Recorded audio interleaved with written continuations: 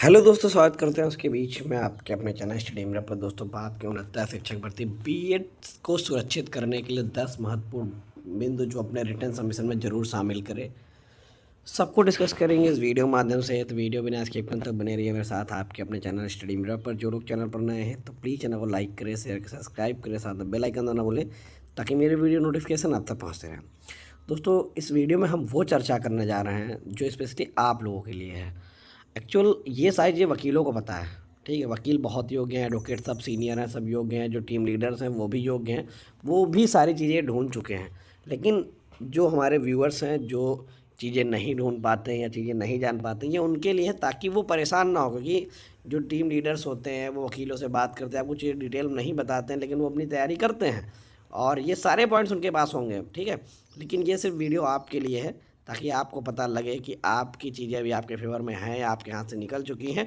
तो सारी चीज़ें मैं डिस्कस करूँ। वीडियो थोड़ी लंबी हो गई, वीडियो को पूरा देखिएगा, पूरा समझिएगा। और क्या है, आइए शुरू करते हैं। तो मतलब मैं बीएड को संरक्षण के लिए मास्टर कानूनी सबमिशन क्या होना चाहिए। सबसे पहले वैधता को, जो अभ्यर्थियों ने 8 वर्ष का इंतजार किया, ठीक है। यानी कि भर्ती का जो नोटिफिकेशन आता है 28/6/2018 को आता है, दिसंबर 2018 में भर्ती आती है। और 28/6/2018 जो एनसीटी का नोटिफिकेशन आता है, सूचना आती है, उसके बिहाफ पर बीएड को अभ्यर्थियों में आवेदन स्वीकार किया जाता है। जबकि सुप्रीम कोर्ट ने रामचंद्र मौर्य का जो आदेश था उसमें बीएड की पात्रता पर मोहर लगाई थी, ठीक है। जो सुप्रीम कोर्ट से रामचंद्र मौर्य वाला केस चल रहा था उसमें बीएड पर मोहर जो थी वो सुप्रीम कोर्ट ने लगाई थी। तो संवैधानिक अधिकार यही कहता है कि न्यायालय के आदेश पर अटूट भरोसा रखकर जीवन और कैरियर के 8 महत्वपूर्ण वर्ष 2018 से 26 साल भर्ती प्रक्रिया को दिए। भर्ती अंतिम पड़ाव पर आकर केवल न्यायिक देरी के कारण, ठीक है, वैध अपेक्षा को खत्म करना इक्विटी और प्राकृतिक न्याय सिद्धांतों की पूरी विपरीत है। यानी कि जब 8 वर्षों से जो हमारी देरी हुई, न्यायिक प्रक्रिया की वजह से देरी हुई, हमने कोई देर नहीं किया, ठीक है। तो इसकी वजह से हमें नौकरी से निकालना ये सही नहीं होगा। 28/6/2018 के नोटिफिकेशन के तहत एनसीटी के 2018 के भर्ती में बीएड शामिल हुआ। रामचंद्र मौर्य के आदेश से पूरी तरह बॉन्ड है, तो इसलिए इसको निकालना सही नहीं है। दूसरा पॉइंट क्या है, न्यायिक देरी का सिद्धांत। यानी कि अदालत की देरी की प्रक्रियात्मक विलंब का नुकसान किसी बेकसूर अभ्यर्थी को नहीं होना चाहिए। 69 शिक्षक भर्ती विज्ञापन 18 में आता है, 26 तक प्रक्रिया चलती है, इसलिए लंबी खींची। क्योंकि कोर्ट की मेरिट रिवीजन, एक अंक विवाद, 6800 लिस्ट के जैसे मुकदमे पेंडिंग थे। ये 2020 में मेरिट सही से बनी हुई तो अभ्यर्थी 2020 में ज्वाइन कर चुके होते, जबकि जो आपका आदेश आता है देवेश शर्मा वाला 11/8/2023 को आता है, ठीक है। उस पर, इस भर्ती पर यह आदेश थोपना पूरी तरीके से गैर कानूनी है। दूसरा है समानता और एकरूपता का सिद्धांत, आर्टिकल 14। एक ही भर्ती, एक ही विज्ञापन और एक ही परीक्षा के अभ्यर्थियों में कृत्रिम भेदभाव असंवैधानिक है। यानी कि 69 शिक्षक भर्ती एक ही सिंगल कंटिन्यूस चयन प्रक्रिया है। इसी विज्ञापन में 2020 में नियुक्त होकर 30,000 से अधिक बीएड पिछले 5-6 सालों से नौकरी कर रहे हैं। यदि न्यायिक देरी के कारण बीएड अभ्यर्थियों को अब बाहर किया जाता है तो आर्टिकल 14 का सीधा उल्लंघन होगा। कानून एक ही परीक्षा में पास अभ्यर्थियों के 2 असमान हिस्सों में नहीं बांट सकता है। तो बिल्कुल वैलिड पॉइंट्स हैं जो मैं आप लोग बीच में रख रहा हूँ, और ये सारे पॉइंट्स कोर्ट में रखे जा रहे हैं। जो पार्टियों की तरफ से 5-5 टीम लोगों के रिटर्न सबमिशन लगने हैं, उसमें सारे पॉइंट्स होंगे, आप घबराएं नहीं। सब कुछ हमारे लीडर्स जो हैं वो सब कुछ इकट्ठा कर चुके हैं। ये सिर्फ मैं वीडियो आप लोगों के लिए डाल रहा हूँ कि आप लोग परेशान मत हो। और चौथा है रामचंद्र मौर्य वर्सेस देवेश शर्मा। तर्क यह है कि स्पेशल ऑर्डर की जनरल लॉ की प्राथमिकता, यानी देवेश शर्मा फैसला पूरे देश की भविष्य की भर्तियों पर के लिए दिया गया है, एक सामान्य प्रोस्पेक्टिव फैसला था। इसके विपरीत रामचंद्र मौर्य 18/11/2020 का फैसला जो 69 शिक्षक भर्ती के तहत आता है, इसमें अब सुप्रीम कोर्ट ने अपनी विशेष मोहर थी जिसमें पैरा 46 में बीएड की पात्रता को 100% सही ठहराया। देवेश शर्मा में मेरे सिलेक्शन की बात कही गई थी, जबकि यह अभ्यर्थी अपने आदेश के कानूनी तौर पर सुरक्षित थे, प्रोटेक्टेड थे। सेटल पोजीशन है रूल्स ऑफ गेम। खेल शुरू होने के बाद मूल पात्रता नियम नहीं बदले जा सकते। दोस्तों, इस पर हम लोग एक अलग से वीडियो बनाएंगे कि खेल शुरू होने के बाद बीच में नियम नहीं बदल सकते हैं। इसका वीडियो भी आपको देखने को मिल जाएगा, ठीक है। भर्ती की पात्रता हमेशा विज्ञापन जारी होने की तिथि के नियमों से तय होती है। 8 वर्षों से जो स्थित है उसके आधार पर हजारों नियुक्तियाँ हो चुकी, उसे इस मोड़ पर उखाड़ फेंकना, ठीक है, ना तो जनहित में और ना ही न्यायहित में। विवाद पात्रता का नहीं, चयन सूची रिवीजन का है। यानी कि इसमें ये बताया जा रहा है कि यहाँ पर जो मामला है वो रिविजिट का चल रहा है, बीएड की योग्यता का विवाद नहीं चल रहा है। बीएड को लेकर यहाँ कुछ नहीं है, ठीक है।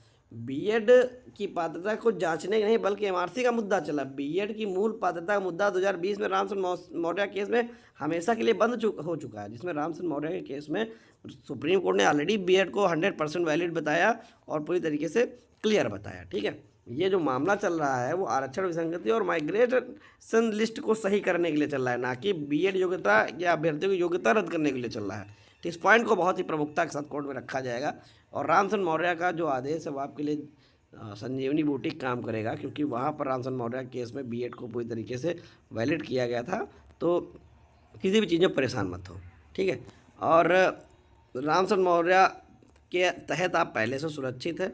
8 वर्षों के इंतजार के चक्कर में आप परेशान मत हो। ये न्यायिक प्रक्रिया कर आप लोग देरी हुई, न्यायिक देरी और आर्टिकल 14 के तहत 2023 देवसमक फैसला इस भर्ती में तय कर चुके अधिकारों को पीछे जाकर लागू नहीं हो सकता। इसमें पॉइंट नंबर 7 जो नए जोड़े गए हैं, वचनबद्धता का सिद्धांत।